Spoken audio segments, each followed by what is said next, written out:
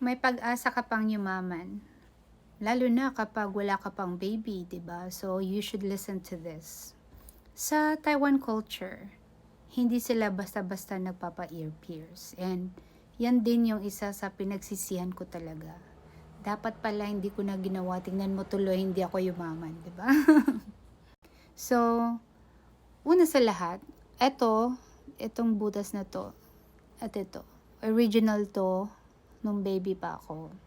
So, 'di ba hindi naman tayo ang nag-decide niyan? Yung parents natin ang nag-decide na lagyan tayo ng butas dito para meron tayong earrings.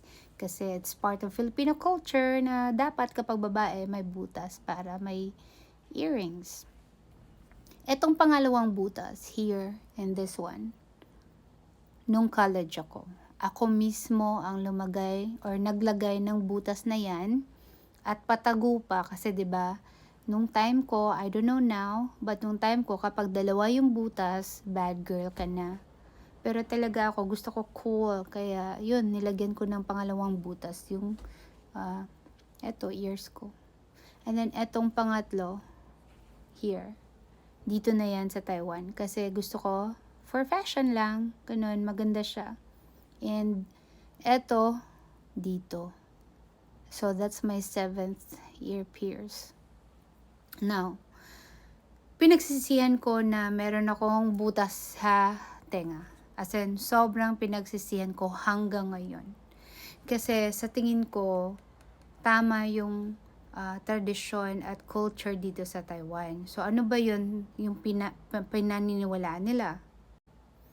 Naniniwala ang mga Taiwanese na kapag yung tenga mo dito ay malaki, eto dito malaki, ikaw ay yayamanin. Pero kapag binutasan mo yan, mawawala yung swerte mo. So, hindi naman siya malaki. So, okay lang siya butasan. So, ibig sabihin, inborn na tayong hindi talaga yayamanin.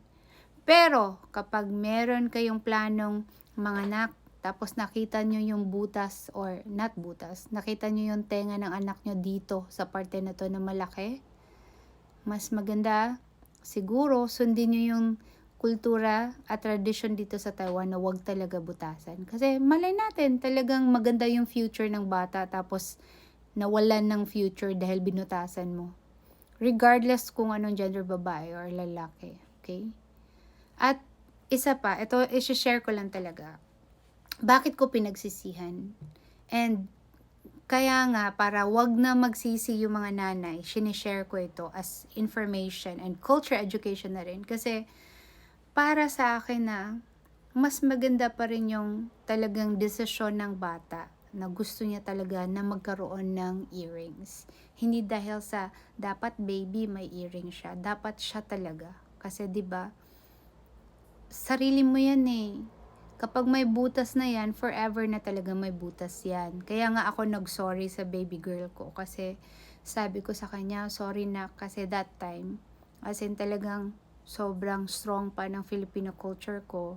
So, hindi ko talaga naisip na siguro mas gusto mo na ikaw mismo magdesisyon kung magpapabutas ka ba ng tenga o hindi. Pero, naintindihan naman niya. Sabi ko, ako nga mismo, sa sobrang dami ng ear pierce ko, parang nagsisi ako kasi baka mamaya dahil dyan, nawala na yung swerte mo, 'di ba? But, as a Christian, we don't believe in luck. We believe in the blessing of God. Para din sa akin, bakit ang dami mong ear pierce, 'di ba? So parang dapat alagaan mo yung sarili mo na parang templo ni God. Kaya sinishare ko ito para sa mga kababaihan na may plano magpa-ear pierce, isipin mo nang mabuti kasi once na may butas na, hindi na talaga may babalik yan. So tulad ng pierce na ito, I think mali yung placement ng butas. Kaya kapag nilalagyan ko siya ng earrings, sumasakit talaga yung ulo ko. As in, grabe. Kasi syempre, ang daming nerves dyan. Maganda nga yung nagpapa-ear massage. Kasi nakakatulong siya talaga sa health ng tao. Pero ayan, so naging ganyan na siya. Imbis na talagang dapat may butas siya. But anyways guys, that's what I wanted to share. Ayoko na at the age of 41 like me, magsisisi kayo kasi ang dami yung butas sa tenga. Kasi hindi naman siya talaga required. And hindi naman siya talaga kailangan na may butas. So, again, para sa mga nanay, I hope kung hindi nyo pa nabutasan yung tenga ng anak nyo, wait for them na sila mismo yung magpapa-ear pierce. I think that's sign of respect. Para sa akin, it's just my opinion.